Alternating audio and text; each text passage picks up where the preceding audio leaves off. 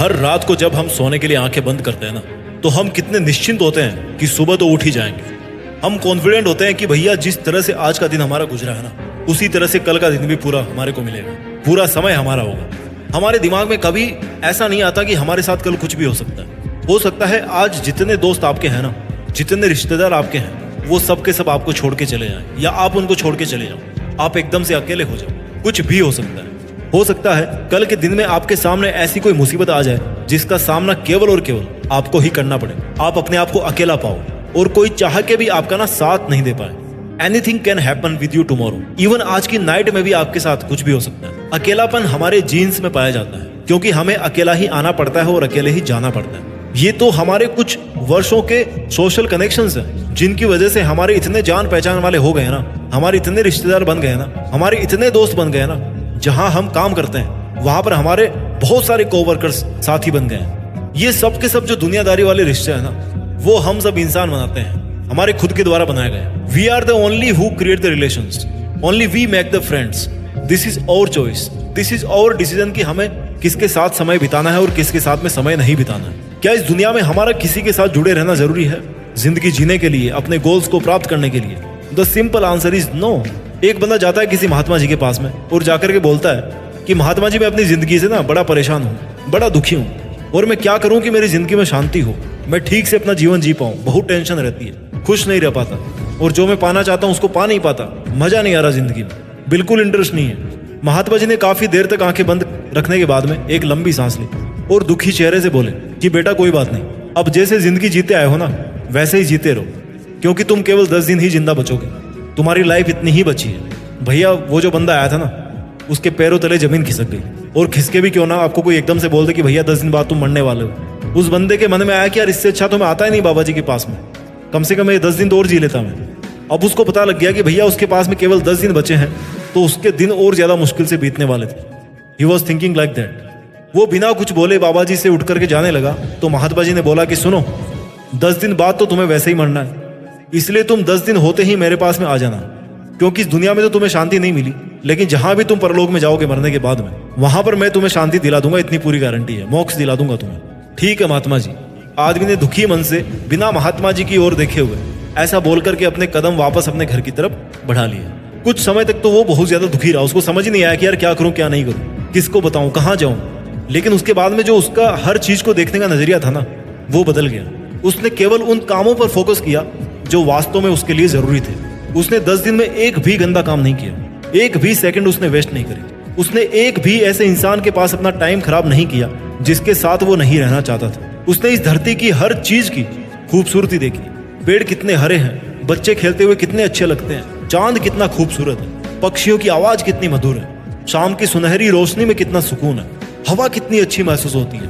उसने हर उस छोटी से छोटी चीज को महसूस किया जो आज तक उसने कभी नहीं किया था, क्योंकि उससे वो सब चीजें ना, वो सब फीलिंग्स, वो सब नज़ारे दूर होने वाले थे। और जब कोई चीज हमसे दूर होती है ना, हमेशा के लिए वो भी, तो हमें उसकी अहमियत तभी पता पड़ती है, क्योंकि हमें कभी रियलाइज नहीं होती कि उसके बिना हम कभी रह सकते हैं, या कभी वो चीज हमसे दूर भी चली जाएगी। उसने हर एक पल बिना किसी टेंशन के बहुत ज्यादा सुकून के साथ में निकाला। उसको फर्क नहीं पड़ रहा था कि उसके पास में पैसे कम थे, कार नहीं थी, उसको कोई फर्क नहीं पड़ रहा था कि वो किराए के छोटे से मकान में रह रहा था, उसको कोई फर्क नहीं पड़ रहा था कि कौन उसके बारे में क्या बोल रहा है, क्या सोच रहा है, कितनी बुराई कर रहा है, कौन उसकी बड़ाई कर रहा है, कौन उसको गाली दे रहा है, कौन उससे प्यार कर रहा है। वो इन सब चीजों से परे उठ चुका था। केवल एक सच्चाई को जितना करीब से जानने के बाद में ना, उसकी जिंदगी पूरी तरह से 10 दिन के लिए बदल चुकी थी। उसने अपनी जिंदगी के वो जो 10 दिन थे ना, वो इस तरह से जिए मानो वो पूरी जिंदगी इस तरह से नहीं जी पा रहा था। 10 दिन होते ही वो अपने घर वालों को बिना कुछ बोले उसी शांत मन से महात्मा जी के पास पहुंच गया, क्योंकि उसका अपने घर वालों से भी मोह इसलिए उठ गया था कि भैया ये लोग भी है ना, वो भी किसी ना किसी दिन जाएंगे, और वैसे भी मुझे बिना बताए जाना ही था, तो चलते हैं, क्या फायदा बताने का, कम से कम कुछ घंटे और चैन से जी लेंगे, एक ना एक दिन तो इनको भी वैसे ही जाना ही है। और उसने पैसों वगैरह की सब व्यवस्था कर दी थी, इसलिए अब उसको कोई भी टेंशन नहीं थी। उसने वो मिनिमम से मिनिमम काम किए जो जरूरी थे, और अपने आप को हर अटैचमेंट से दूर रखा। बाबा जी ने उसके पहुंचते ही पूछा कि आगे बेटा? हाँ बाबा जी।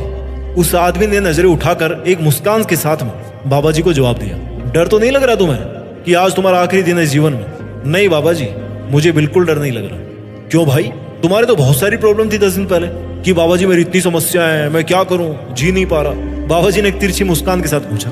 इस बात पर उस बंदे ने जवाब दिया कि बाबा जी, मैं अब इस संसार की हर चीज से मुक्त हो गया और मेरा ध्यान केवल और केवल इसी पर है कि अगर मुझे मरना ही है तो फिर मुझे फालतू के लफड़ों के बारे में सोच सोच कर टेंशन लेने की क्या जरूरत है, क्योंकि जो सबसे बड़ा मरना है वो तो मौत ही है ना। तो जब मौत ही आ गई तो अब फिर छोटी मोटी चीजों में क्या मरना, और जब मुझे मरना ही है तो फिर मैं क्यों अपने आखिरी समय को ऐसे बर्बाद करूं, और क्यों ना मैं इस आखिरी समय को जी भर के जीऊं और वो सब काम करूं जो मेरे जीवन को एक अर्थ देते हैं। बाबा जी ने मुस्कुराते हुए कहा कि अगर जीना सीख गए हो ना तो वापस जाओ और अपनी बची हुई जिंदगी ठीक वैसे ही जियो जैसे पिछले 10 दिन से जीते आ रहे हो। मैंने तुमसे झूठ बोला था कि तुम 10 दिन बाद मरने वाले हो, क्योंकि मेरे पास तुम्हें जिंदगी का मतलब समझाने के लिए इससे बेहतर तरीका और कोई हो ही नहीं सकता था। जाओ और बिना किसी फिक्र के बारे में सोचे अपनी जिंदगी फिर से जीना स्टार्ट करो। उस बंदे की आंखों में आंसू थे कि केवल इतनी सी सोच की वजह से कि मेरी मौत होना निश्चित है, केवल इस विचार को सोचने मात्र से मेरी जिंदगी बदल गई है। हालांकि उसको अफसोस भी हो रहा था कि काश अगर वो इस बात को बहुत पहले समझ गया होता ना तो वो जिंदगी कितना और ज्यादा जी लेता। बट थैंक गॉड कि अब भी उसके पास में जिंदगी बची थी जीने के लिए, लेकिन वो बहुत आगे की सोचे बिना केवल आज की लाइफ जीने में यकीन रखेगा। काश हमें बचपन में ये चीज सिखाई जाती कि हम इस बात को कभी ना भूलें कि हमारी मौत होना निश्चित है। काश इस मंत्र को हम हमेशा याद रखते कि जब हमारी लाइफ की वैलिडिटी अनलिमिटेड नहीं है तो फिर हमारी समस्याओं की वैलिडिटी अनलिमिटेड कैसे हो सकती है। हमारी सोच फालतू में इतनी अनलिमिटेड क्यों हो सकती है कि अब मैं क्या करूं, कहां फंस गया। यार, problem is just a little part of your life and the life duration is very very very very small part, very very small part on the time scale of universe. अकेला कौन नहीं है, ये सूरज अकेला है, ये चांद अकेला है, यहां तक कि आपकी जो समस्याएं है ना वो भी अकेले ही है। अरे ऐसे सोचिए कि जो समस्याएं आपकी लाइफ में आई है वो इतनी अकेली थी कि उनको किसी को अपनाना पड़ा अपनी जिंदगी बिताने के लिए, अपना जीवन निकालने के लिए। हर कोई अकेला है, अकेले सब है, अकेले आए थे और अकेले जाना पड़ता है। अपनी जिंदगी की धुन को खुद ही बजाना पड़ता है। और ये जो मुश्किलों का और अकेलेपन का ताना बाना है ना, ये केवल हमारा नजरिया है, नजरिए के अलावा और कुछ नहीं है। इस दुनिया में कोई एक कण ऐसा दिखा दो जो अकेला नहीं है। हर एक कण का अपना एक अलग अस्तित्व है, अपनी एक अलग पहचान है।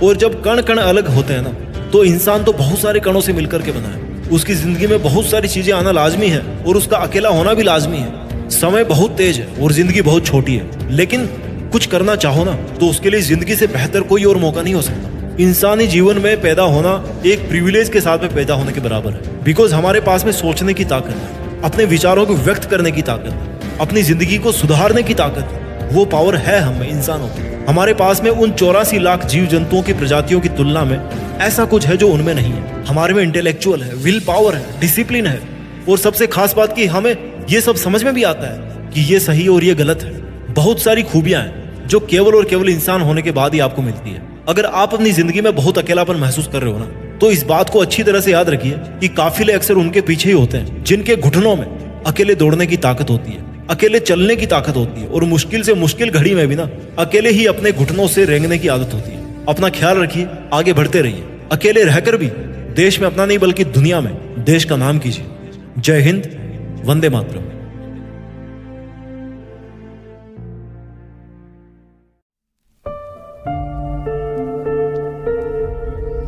जीत फिक्स।